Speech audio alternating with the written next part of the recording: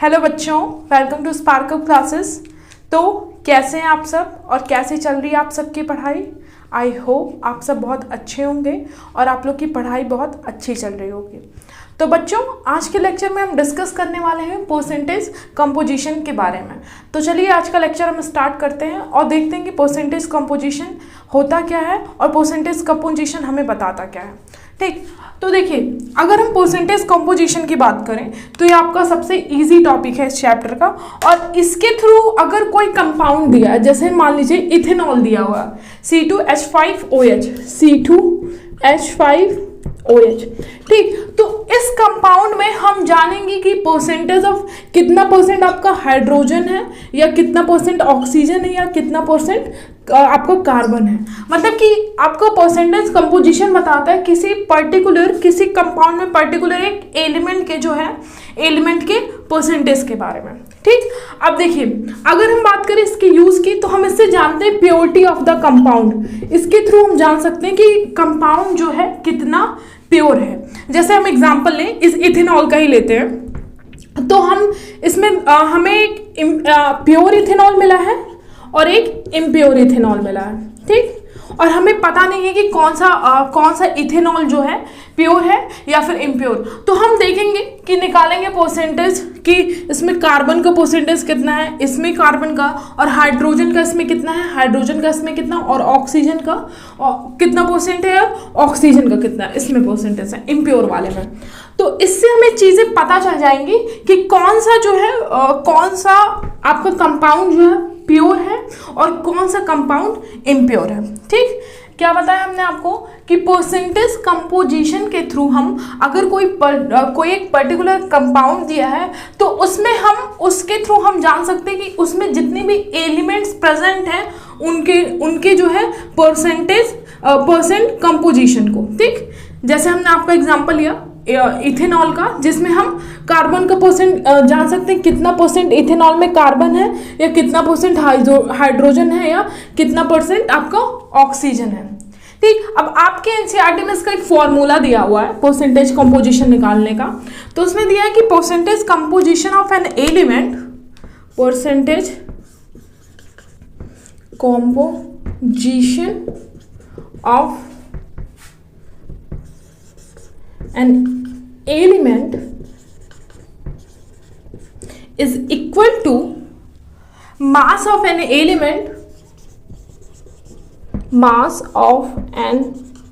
element into 100 divided by molecular mass of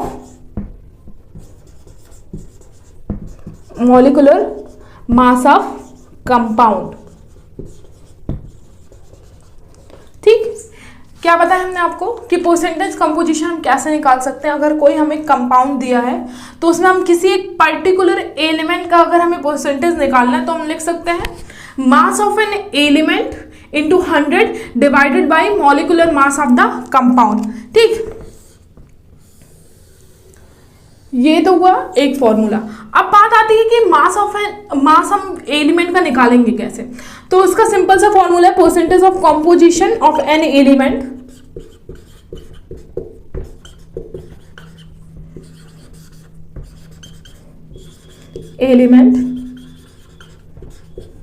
is equal to number of an element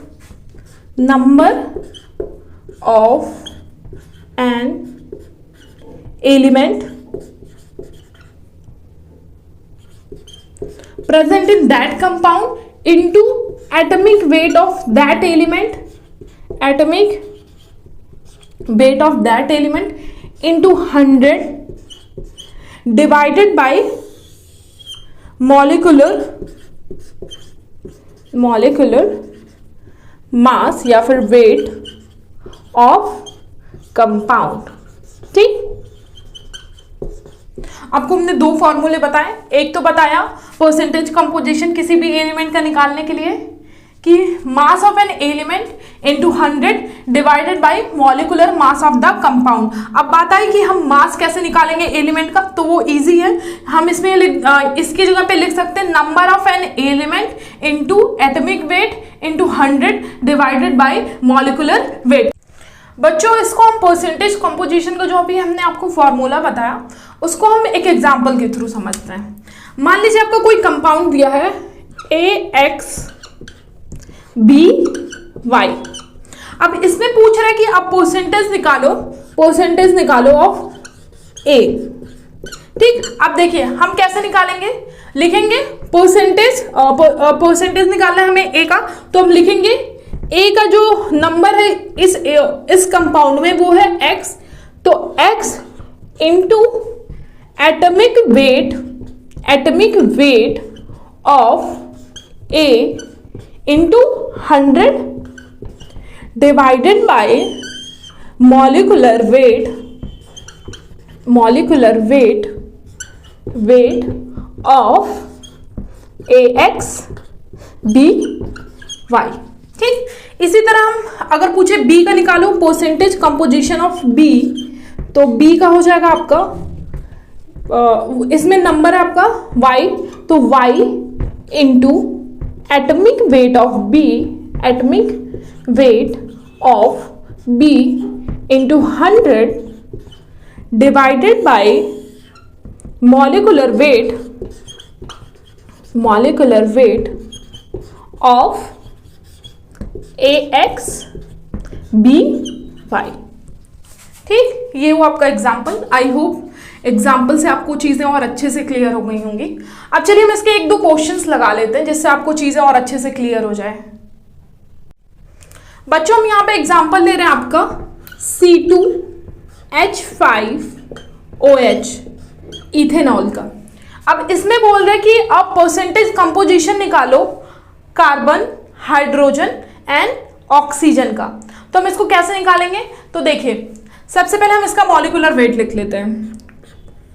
एक second, इसका molecular weight कितना होगा, molecular weight of ethanol कितना होगा, carbon आपके 2 हैं तो 2 इंटू 12 प्लस 5 एंड 6 आपके हाइड्रोजन है, 6 हाइड्रोजन 6 इंटू 1 प्लस ऑक्सीजन आपका 1 है तो 16 इंटू 1। ठीक, अब कितना हो गया ये 24 6 24 30 34 46। एक सेकेंड में चेक कर लेती हूँ सही है या नहीं। हाँ ये सही है। ठीक, अब पूछ रहा है कि आप परसेंटेज निकालो, परसेंटेज ऑफ कार्बन निकालो। तो हम कैसे निकालेंगे, यहाँ इस कंपाउंड में कार्बन के कितने नंबर है 2, तो हम लिखेंगे 2 इंटू, अब कार्बन का एटॉमिक वेट 12 होता है, 12 into 100 divided by molecular weight 46। ठीक, अब देखो इसको हम कट करें तो यहाँ पे कितना होगा 2 and 3 and 1223। आपका ये लगभग होगा 25 and 1200। एक मिनट, लगभग ये आपका होगा 52.14%। ठीक, इसी तरह हम हाइड्रोजन का निकाल सकते हैं। हाइड्रोजन का हम इधर निकाल देते हैं, एक सेकेंड। परसेंटेज को देख रहे हैं, हाँ, परसेंटेज ऑफ हाइड्रोजन, तो इसमें 6 हाइड्रोजन है, 5 यहाँ पे 1 यहाँ पे, तो हो जाएगा 6 into atomic weight of hydrogen into 100 divided by 46। ठीक, अब इसको हम निकालेंगे 600 डिवाइडेड बाय 46, तो ये हो जाएगा आपको 300 डिवाइडेड बाय 23 एंड लगभग ये आपका होगा 13.12%। ठीक, इसी तरह ऑक्सीजन का निकाल सकते हैं। ऑक्सीजन का निकालने के मेरे को उसको हटाना पड़ेगा, एक सेकेंड। अब देखो ऑक्सीजन का भी सेम ऐसे निकलेगा, percentage of oxygen element is equal to, यहाँ पे आपका एक ही ऑक्सीजन है तो 1 इंटू 16 इंटू 100 डिवाइडेड बाई 46। तो ये आपका कितना हो जाएगा, हो जाएगा 4 23 50 800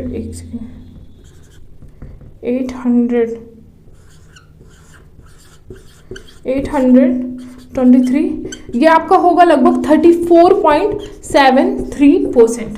ठीक, आई होप ये क्वेश्चन आपको समझ में आया होगा और आप अपनी एनसीईआरटी की एक्सरसाइज में क्वेश्चंस इस टाइप के दिए होंगे तो आप वहां से सॉल्व कर लेना, जिससे चीज़ें आपको और अच्छे से क्लियर हो जाएंगी।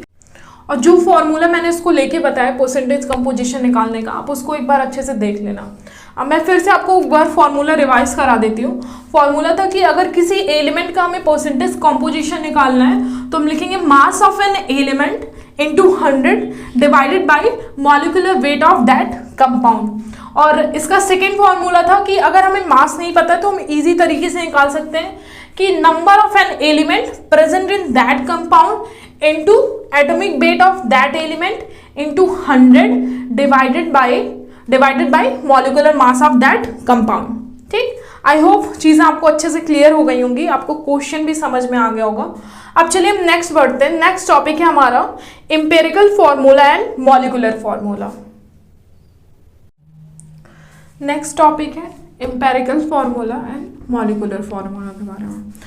तो एम्पिरिकल फॉर्मूला की बात करें तो आपका किसी भी कंपाउंड में जितने भी एलिमेंट्स प्रेजेंट है उनका सिंपलेस्ट रेशियो जो होगा वो आपका एम्पिरिकल फॉर्मूला होगा।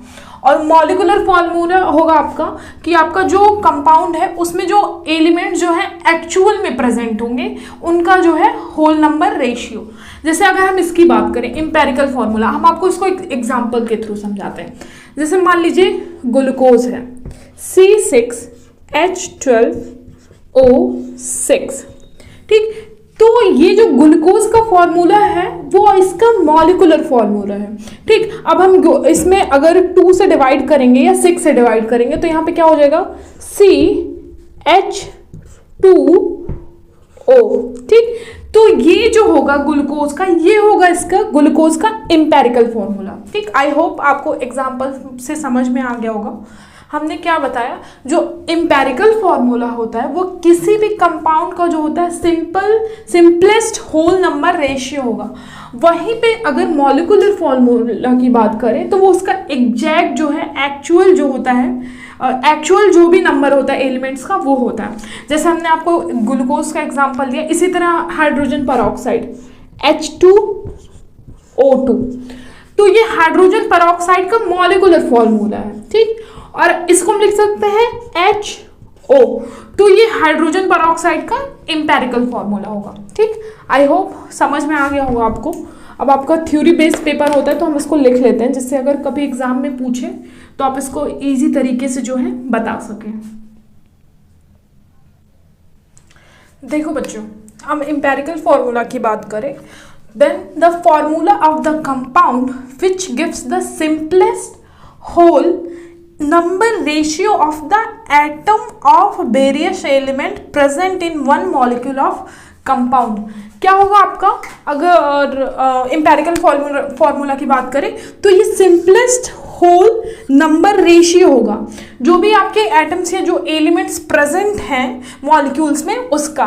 ठीक, और यहाँ पे अगर मॉलिक्यूलर फॉर्मूला की बात करें तो molecular formula of the compound which gives the actual ratio of the atom of various element present in one molecule of the compound. ठीक, आई होप दोनों में डिफरेंस आपको समझ में आ गया होगा।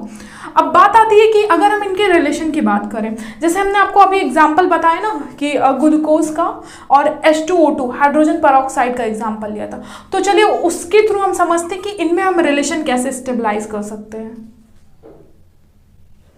फिर से हम वो एग्जांपल लेते हैं ग्लूकोज का मॉलिक्यूलर फॉर्मूला क्या है, C6H12O6। अब जब हम इसमें डिवाइड करेंगे किससे, 6 से, तो हमें एम्पिरिकल फॉर्मूला मिल जाएगा CH2 O। ठीक, ये हुआ हमारा ग्लूकोज का मॉलिक्यूलर फॉर्मूला एंड ये है एम्पेरिकल फॉर्मूला। अब देखिए एम्पेरिकल फॉर्मूला में हम किसी भी नंबर से, जैसे हमने यहाँ पे एम्पेरिकल फॉर्मूला, जैसे हमने ग्लूकोज का जो एग्जांपल लिया है, अब जो ये एम्पेरिकल फॉर्मूला है ग्लूकोज का, उसको मॉलिक्यूलर फॉर्मूला में हम कैसे चेंज कर सकते हैं, 6 से मल्टीप्लाई करके। तो हमें क्या मिल जाएगा, C6H12O6। ठीक, तो देखिए क्या पता चला कि हम कोई भी अगर जैसे एम्पेरिकल फॉर्मूला दिया हुआ है, जैसे HO दिया है, तो हम इसमें किसका मल्टीप्लाई करेंगे, 2 का, तो हमें क्या मिल जाएगा, H2O2, हाइड्रोजन परऑक्साइड, मतलब हाइड्रोजन परऑक्साइड का मॉलिक्यूलर फॉर्मूला। ठीक, तो देखिए यहाँ से हमें क्या पता चला कि एम्पेरिकल फॉर्मूला में अगर हम किसी भी नंबर से, डजंट मैटर 2, 4, 6, जिससे भी मल्टीप्लाई करेंगे तो हमें क्या मिल जाएगा, मॉलिक्यूलर फॉर्मूला। ठीक, यहाँ से तो रिलेशन आया कि मॉलिक्यूलर फॉर्मूला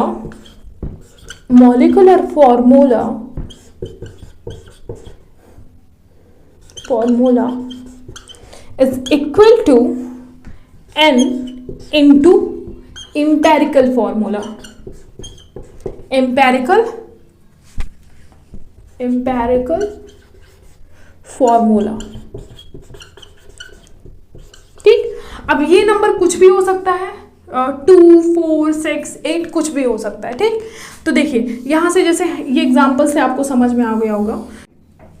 आई होप आपको एम्पेरिकल फार्मूला और मॉलिक्यूलर फार्मूला समझ में आ गया होगा और एग्जाम्पल्स भी आपको क्लियर हो गए होंगे और इन दोनों के बीच में जो रिलेशन है वो भी यहाँ से आपको समझ में आ गया होगा कि मॉलिक्यूलर फार्मूला अगर हमें निकालना है और एम्पेरिकल फार्मूला दिया है तो हम n से मल्टीप्लाई करके एम्पेरिकल फार्मूला में मॉलिक्यूलर फार्मूला जो है निकाल सकते हैं। और यहाँ पे n आपका कोई भी नंबर हो सकता है, 2, 4, 6।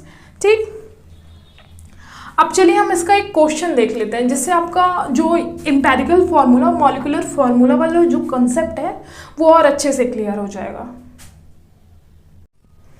क्वेश्चन है बच्चों, the molecular mass of the compound, कोई कंपाउंड है जिसका मॉलिक्यूलर मास है 98.96 ग्राम और फिर दिया है कि and it contains 4.07% of hydrogen, 24.27% of carbon and 71.6% of chlorine. ठीक, कोई कंपाउंड्स है जिसका मॉलिक्यूलर मास है 98.96 ग्राम और इसमें 4.07% हाइड्रोजन है, 24.27% कार्बन है एंड 71.65% क्लोरीन है।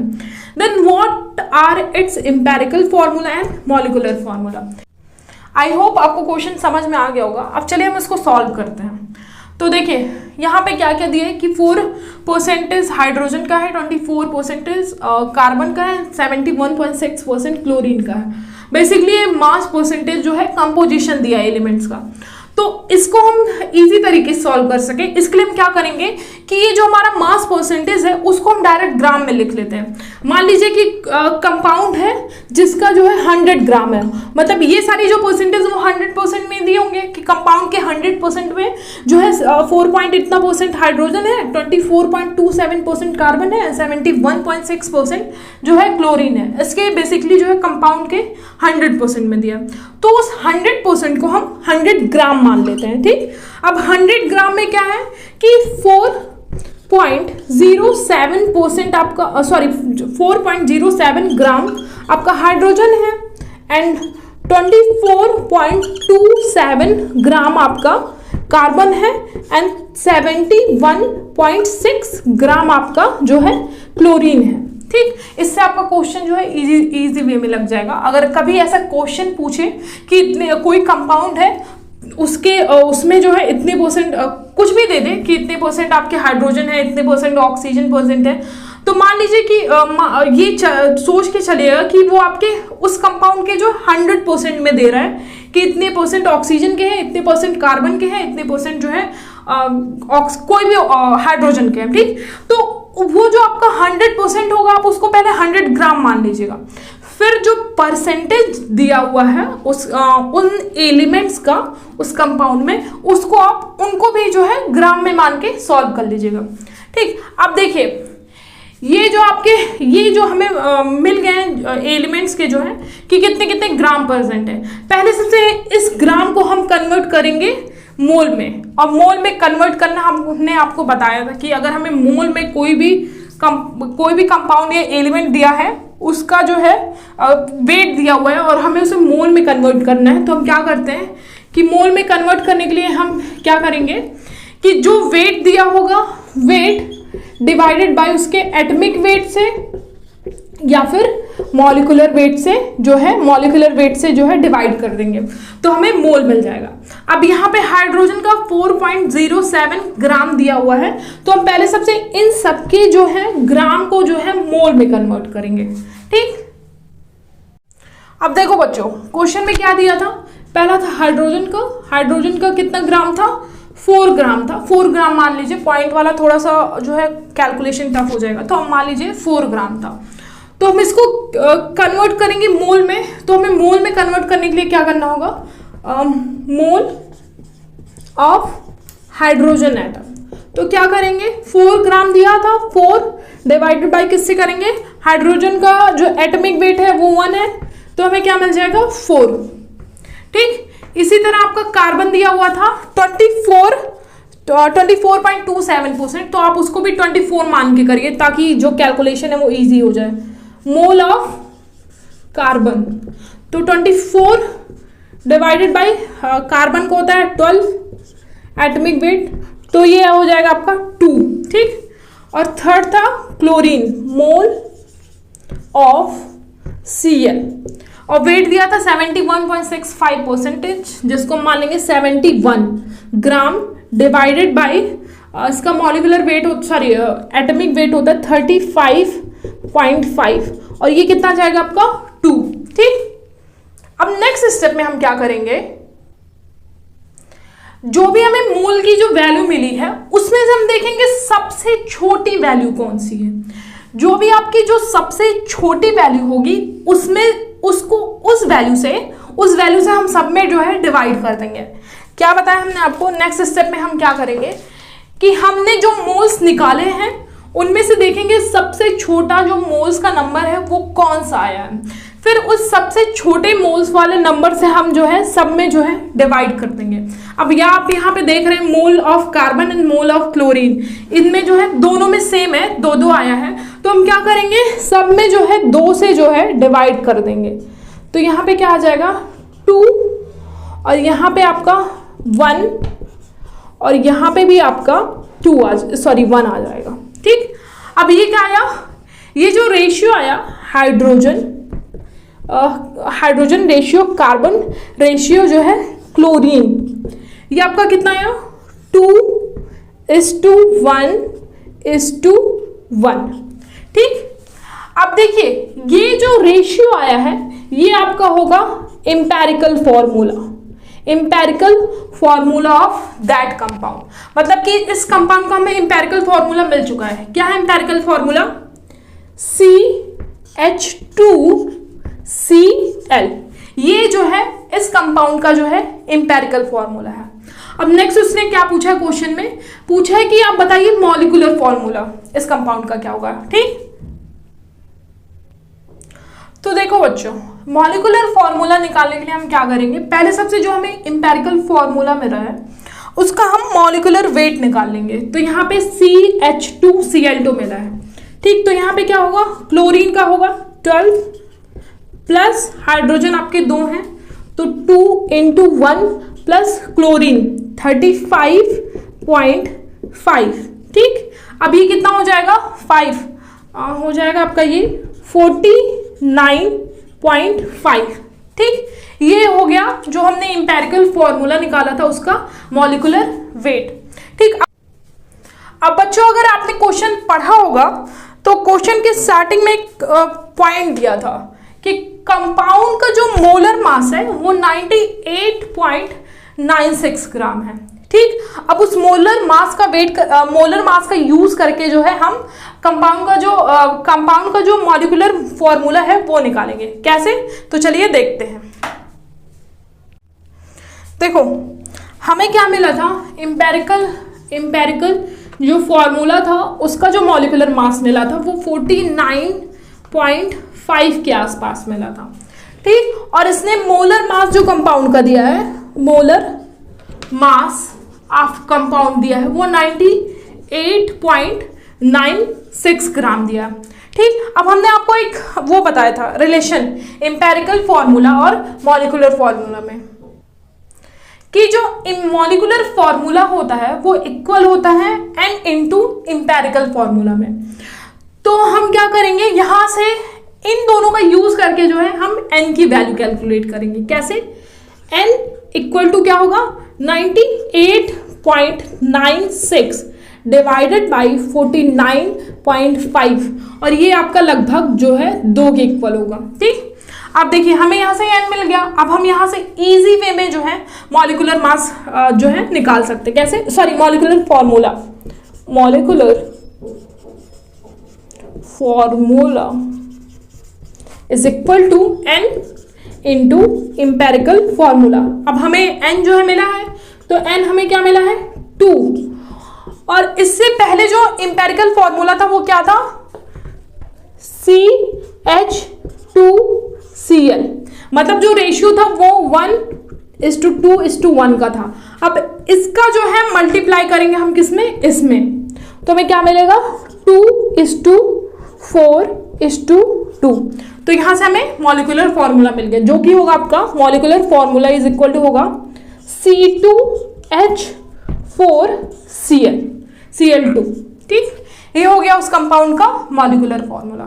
आई होप आपको क्वेश्चन समझ में आ गया होगा कि हमने कैसे सॉल्व किया, और इसी टाइप्स के अगर आपको और क्वेश्चंस मिलते तो आप जो है उसको सॉल्व कर लीजिएगा, जिससे जो ये जो कंसेप्ट है मॉलिक्यूलर फार्मूला वाला और एम्पेरिकल फार्मूला का, और उस पर बेस्ड जो क्वेश्चन है वो आपको अच्छे तरीके से समझ में आ जाए, ठीक। बच्चों, आज की क्लास में बस इतना ही। मिलते हैं हम आपसे नेक्स्ट वीडियो में नए टॉपिक के साथ। Thank you.